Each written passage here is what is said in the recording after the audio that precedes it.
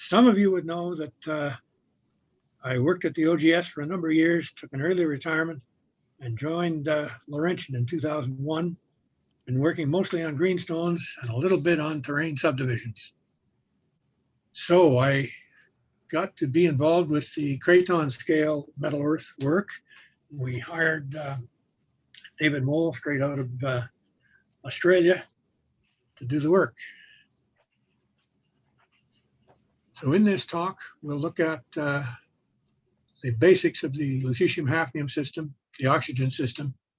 We'll go into previous work in Australia, and then into the Superior, specifically the Abitibi, and we'll give you progress, results to date, and talk a bit about the future.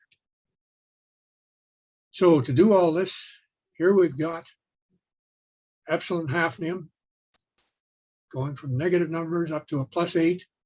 We see the depleted mantle evolution curve between 2900 and 2600.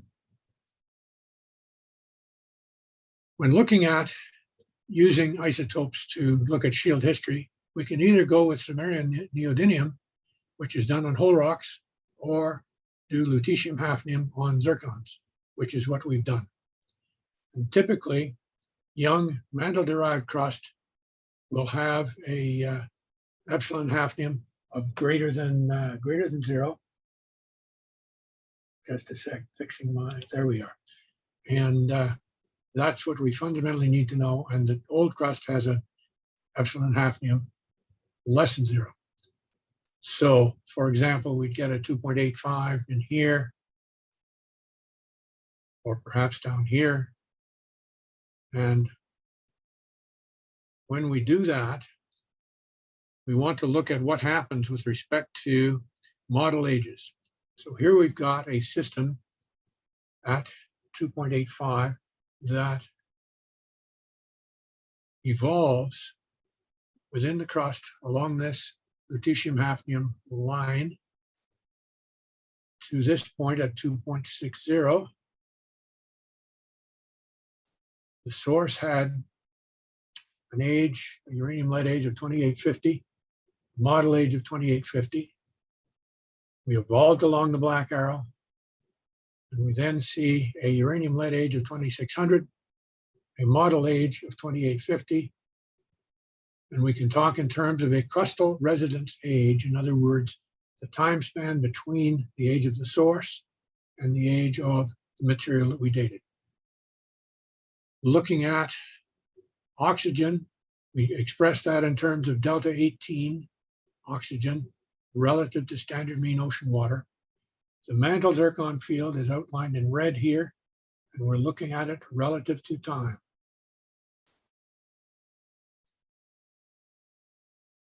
The heavier values suggest a low temperature hydrothermal system, high number, and so heavy oxygen, low temperatures, light oxygen, high temperatures.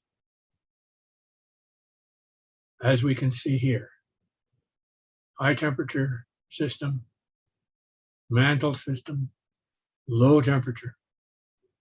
David did work on the Yilgarn in part with samarium neodymium. When we look at the Yilgarn, we separate it into 2 blocks. The Ida fault here, the you-and-me terrain to the west, the Eastern Goldfields terrain to the east. When we look at the entire Yilgarn, we see lots of granites, but they have similar age ranges, similar geochemistry across the whole craton. So how can we better understand what's going on? We can use radiogenic isotopes. When we do that with samarium neodymium, we can see in here, in the you-and-me terrain, we get, just a sec, I've got to move some things around on my screen. That won't move. Okay, we can see older terrain in here in blue and purple, and the Eastern Goldfields in yellow and orange. When we look at the whole map and look at gold deposits, it's not too particularly apparent what the controls on gold are. There is a weak tendency to see things on terrain boundaries, but certainly not in the eastern part of the Yilgarn. When we look at nickel copper deposits in komatiites, again, a weak tendency to exist along major structures, but that's about all. Iron seems to occur along younger faults in the older terrain. That's a whole separate story, not relevant to the Superior, so I'm not going there. So the spatial application of samarium neodymium showed us the cryptic architecture of the Craton and apparent controls on multiple systems, multiple mineral systems.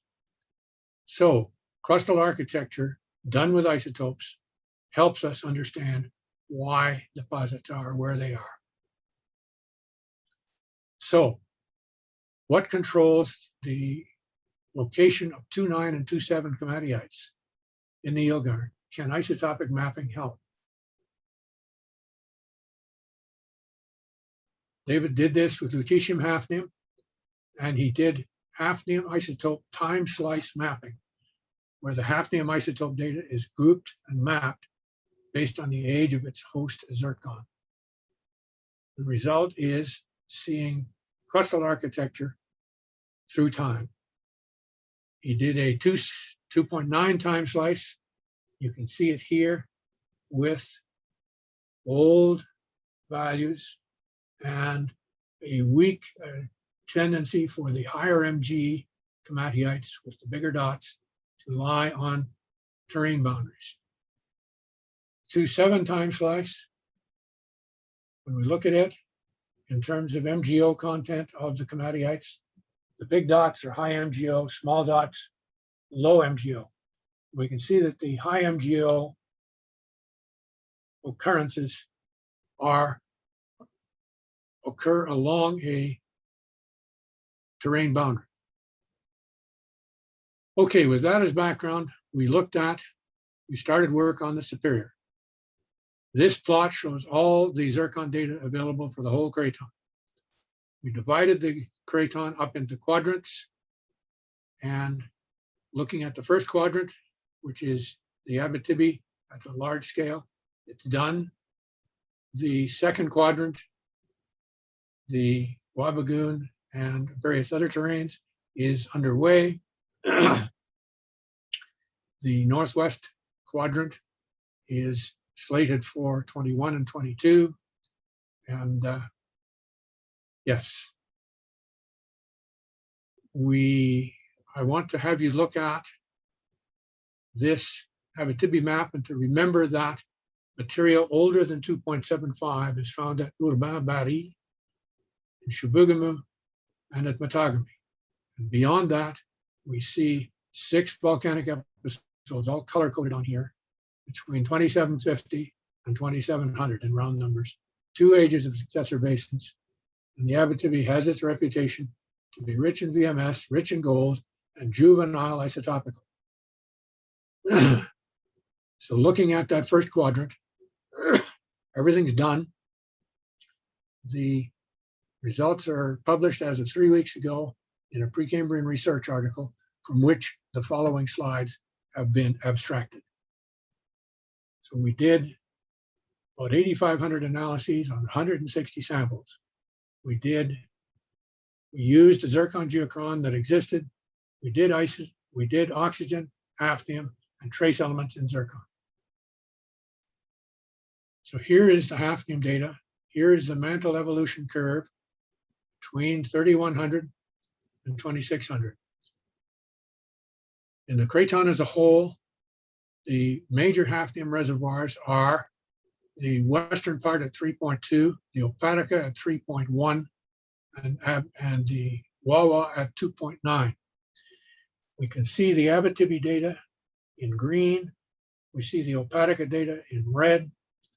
And we want to know whether contamination is a possibility for the origin of this data. Because after all, we would expect to see juvenile terrains lying between 0 and 5 and we've got a much broader range than that. So what's going on? Is contamination viable? This set of curves assumes a starting material at 3.1 based on the oldest material in Neopatica, which is considered to be basement to the Abitibi. And we plotted these curves, which show 5 through 20% contamination with Opatica material. And that seems to fit for a lot of the Abitibi data. So it can explain, so contamination can explain a fair bit of what goes on in the Abitibi. So is there a Mesoarchean component to the Abitibi? Here is the Lutetium-hafnium map, and we can see that the center of the Abitibi is young. The fringes are old. The mineral deposits are going to show up in a minute. There they are, and they're in that young central part.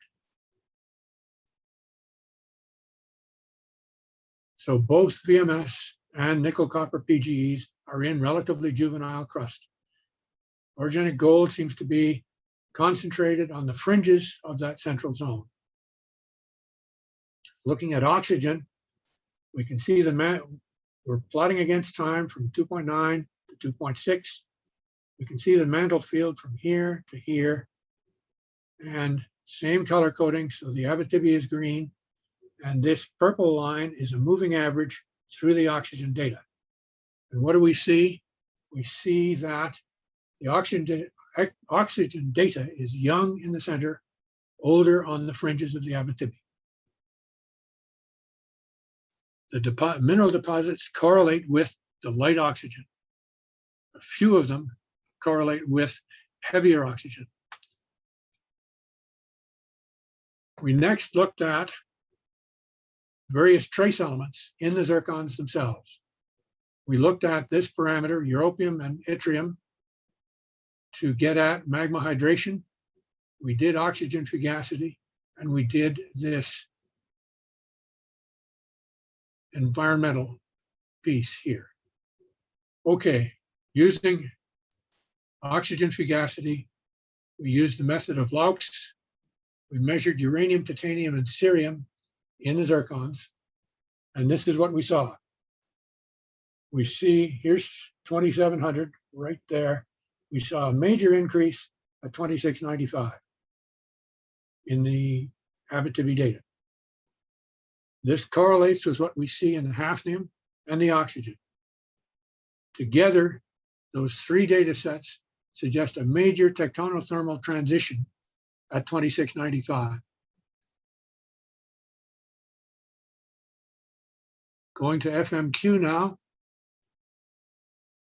in map view, we see this kind of thing, a broadly similar pattern that we saw in hafnium and oxygen, a reduced central area and somewhat more oxidized on the edges.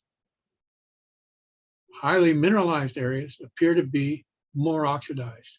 We can see the mineral occurrences there with the various stars. The VMSs are in green, the copper nickel PGEs in red. Using that europium and yttrium data, this is used as a proxy for hydration. Values greater than 1 suggest a hydrous melt. So looking at this, more hydrous material is in the blues. So the fringes of the Abitibi are more hydrated. The core part is less hydrated. Another explanation could be depth of melting, in which case greater than 1 or the blues would indicate deeper melt generation, less than 1 through here, shallower melt generation. So either less hydrous or shallower melting in the juvenile hafnium zones. This diagram looks at all the samples of volcanic age. We're plotting uranium over YB versus niobium over YB. This is very similar to Julian Pierce's plot in 08, where he used thorium here, and he did thorium YB, niobium YB, looked at basalts and defined a mantle array. We define the mantle array in the same fashion. We see some Abitibi samples in that mantle array, but most of them are trending toward either Archean mid to lower crust or evolved upper crust. When we look at stuff that's less than 2695, we see a continental arc. Very simple. So going to our model, we see that the Opatica, the Wawa, the Winnipeg River, and the Eastern Wabigoon all have histories going back at least to 2.9. The Wawa goes back just about to 2.9. The Opatica is considered basement to the Abitibi with nothing older than 2832. The hafnium and oxygen data for the older Abitibi rocks is juvenile, and there's no heavy oxygen then, so no subducted sediment. The older magmas are dry and reduced and look continental. So we can separate the Abitibi into two domains, a central and northwestern Abitibi domain, and Opatica, southern Abitibi, and Wawa. So looking at this, we have the Legrand up here, Eastern Wabigoon and Wawa, and the Opatica in here.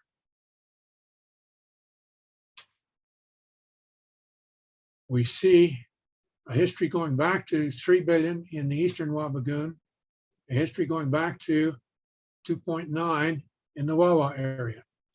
And in general, we see juvenile hafnium in the central and northwest Abitibi, and light to mantle del 18 oxygen, low uranium, so dry and shallow melts, reduced FMQ, and so on. You guys can read as well as I can. So we looked at all that data, and here's what we say. We say that the younger, as in less than 2.75 Abitibi, formed by a process of rifting. And on the flanks of the rift, it's interesting, we see the Urbain-Barry belt, we see the Chibougamau belt, both more or less on the north flank. On the south flank, we have the 2.76 Temagami rocks, and we have the scattered Paco occurrences. So the rift goes right up the middle of the Abitibi like so. And we have orphaned material that's older on the north edge and the south edge. Looking at it in cross section, we talk in terms of a very thick basaltic crust, plumes in purple, and lots of opportunities for contamination, as you can see here. And we talk in terms of doming and crustal inversion. And that's during the interval 2.75 to 2704. After 2704, we appeal to subduction. We talk in terms of an arc forming the youngest rocks in the Opatica and back arc rocks in the central part of the Abitibi. So looking at things from 2695 to 2685, we talk in terms of a late extensional collapse, giving us room to deposit the Quetico sediments. And when we look at the subduction diagram late on at this 2695, 2685, the crust fragmentals, the crust volcanics come in. The Porcupine Age sediments form in basins associated with orogenic collapse along detachment faults. The Pontiac is accreted fairly late as an exotic terrane.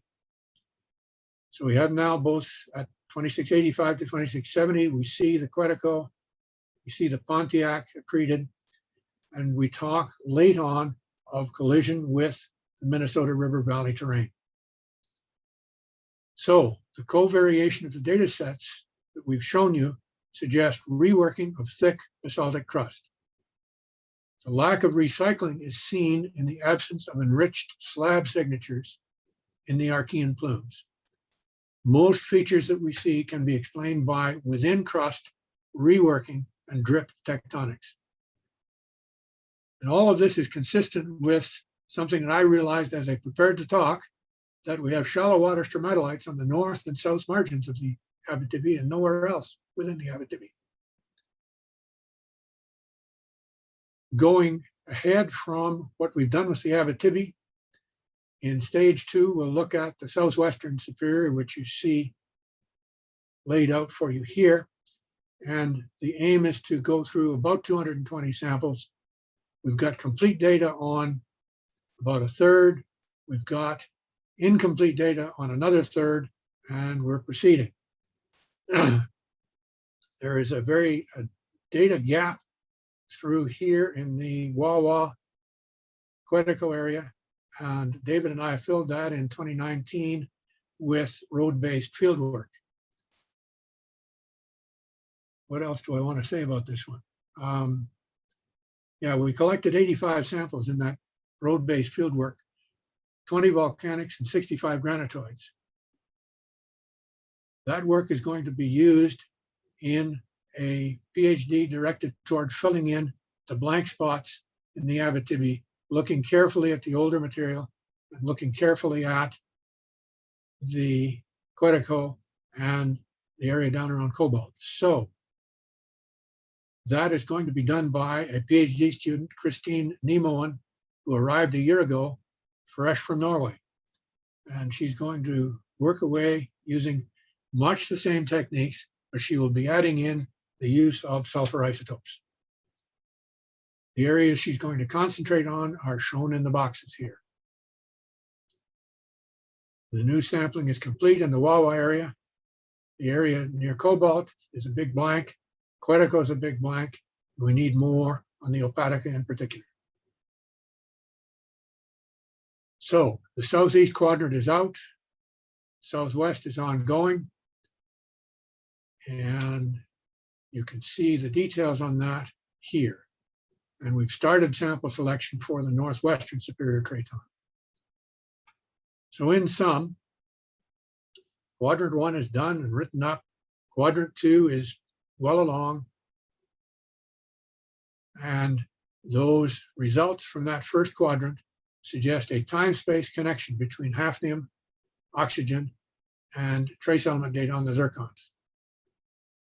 Those independent data sets show spatial and temporal covariation, suggesting it has a real geological meaning, which we laid out for you in the talk. The ore deposit clusters correlate with juvenile hafnium, light oxygen, and less hydrous and or shallow crust. The new PhD student, as I said, started a year ago and will go out in the field this summer, all being well. Thank you for your attention. All right, thanks very much, Phil. Do we have any questions for Phil?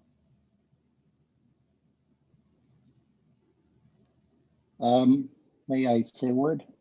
Yeah, please go ahead.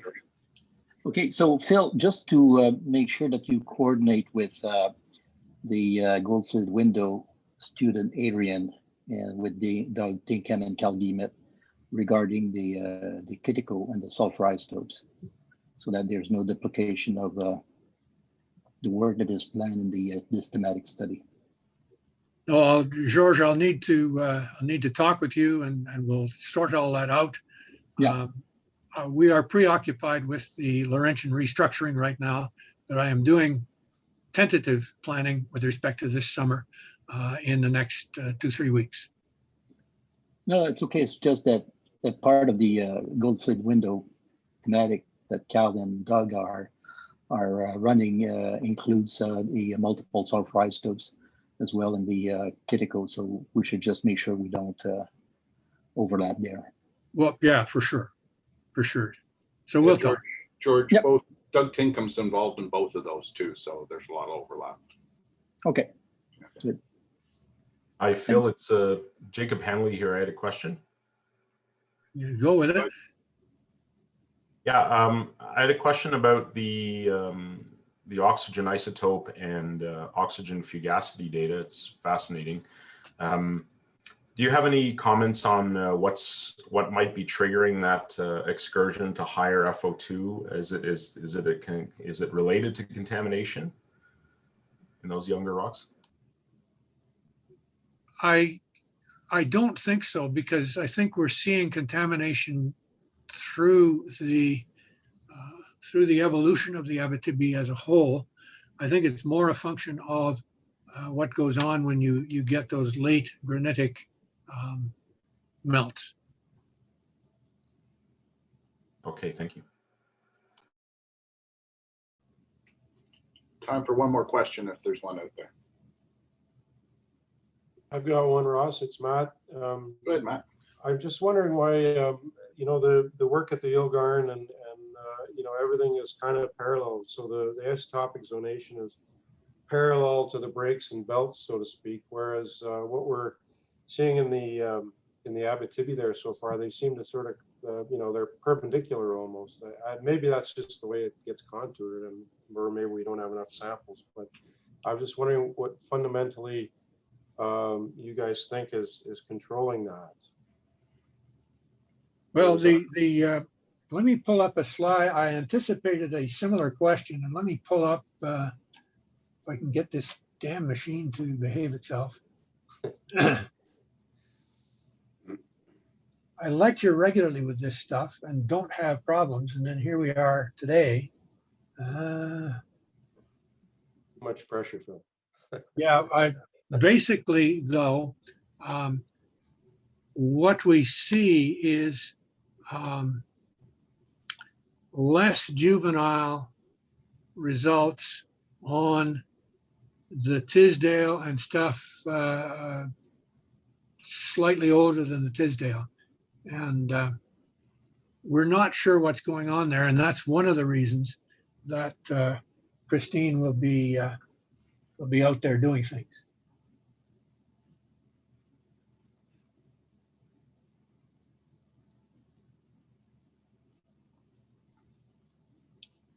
Let me see if I can. There's the slide I want. Let me bring this up. See what we're seeing. This is epsilon hafnium, and looking at the Kidman Row and the Tisdale in particular, we're seeing very high epsilon hafnium numbers. And we're not sure why that is. Okay, thanks, Phil. I think we're gonna have to move on, guys. You got to stop sharing your screen, Phil. Yep, There you go. done.